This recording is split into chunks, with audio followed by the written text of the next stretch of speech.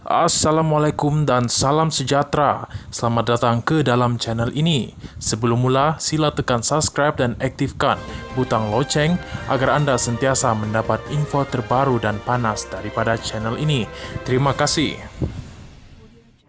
Isu kertas Pandora. Anwar Ara teruskan siasatan rapi. Berita penuh. Perdana Menteri Anwar Ibrahim mengarah badan-badan berkaitan meneruskan siasatan berhubung isu kertas Pandora secara rapi bagi memastikan tindakan dapat diambil.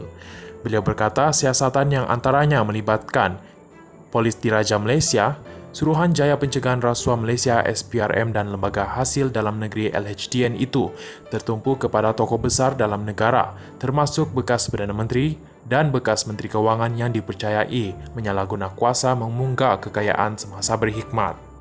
Anwar Ibrahim berkata, arahan saya kepada badan-badan ini teruskan siasatan rapi dan saya mohon rakan-rakan ahli parlimen seramai 222 orang ini ambil sikap tegas, jangan melindungi dan sebaik saja ada siasatan terus dipertikai niat. Kalau ada bukti, ada fakta, maka tindakan diambil. Dan kalau tindakan diambil tanpa fakta, maka itu boleh dicabar sebagai penyalahgunaan kuasa atau motif politik. Tetapi kalau wang ratus bilion dan juta dikeluarkan dan dilindungi, itu akan membawa porak-peranda dan memberi malapetaka kepada negara ini, kata Anwar Ibrahim. Beliau juga berkata, di peringkat internasional ini pendedahan, tetapi tak banyak negara yang mempunyai tekad politik mengarah siasatan yang rapi dan Alhamdulillah Malaysia negara yang cukup jelas supaya ambil tindakan dan memberhentikan amalan budaya memunggah merompak wang negara, kata beliau pada waktu pertanyaan menteri di Dewan Rakyat hari ini. Anwar berkata demikian menjawab soalan Datuk Seri Dr. Noraini Ahmad BN Parit Sulong yang ingin tahu pendirian kerajaan berhubung isu Pandora Papers serta sejauh mana siasatan dan tindakan susulan oleh pihak yang menjalankan siasatan ini. Menjawab soalan tambahan Noraini mengenai langkah diambil kerajaan dalam memastikan ketelusan dan accountability industri kewangan dan pelindungan cukai, Anwar yang juga Menteri Kewangan berkata, kerajaan menetapkan ketelusan dalam proses tender terbuka terutama melibatkan Bumiputra. Amalan guna peluang membantu Bumiputra tetapi dia songlap wang, ini tak boleh diizinkan kerana memang ada dasar bantu Bumiputra itu kita tak halang. Tetapi tak boleh guna alasan Bumiputra untuk minta syarikat beri wang kepada pribadi dan parti, kata Anwar Ibrahim.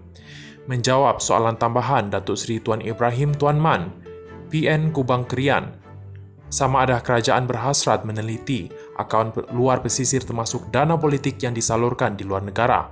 Perdana Menteri berkata, perkara itu termasuk kertas Pandora merupakan keutamaan kerana ia menyentuh kepentingan negara keseluruhannya.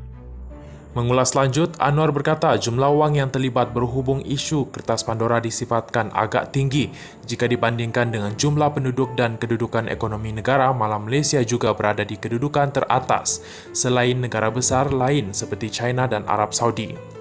Wang yang dibawa keluar dari Malaysia itu dari sumber-sumber yang ilicit, haram kebanyakannya. Saya tidak boleh katakan semua haram.